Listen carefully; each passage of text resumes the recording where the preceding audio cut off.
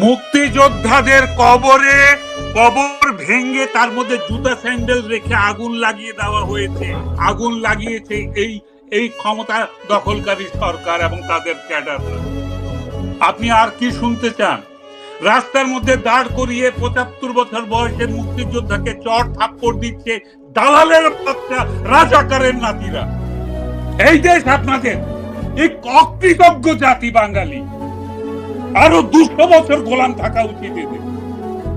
যান পাকিস্তানি প্রভুদেরকে ডেকে নিয়ে আসেন, গোলামি করেন আরেকবার, বুঝবেন স্বাধীনতা কাকে বলে, কারা স্বাধীনতার জন্য যুদ্ধ করেছিল। রাস্তায় ইট পাটকেল মেরে আর হিজবুত তাহরির বুলেট দিয়ে আমেরিকান চক্রান্তে ক্ষমতা দখল করা যায়, দেশ স্বাধীন করা যায় না। আপনারা যদি বলেন আপনারা স্বাধীন করেছেন, তাহলে আপনারা অন্য কোন শক্তির অনুসারী, আপনারা আগ্রাসী।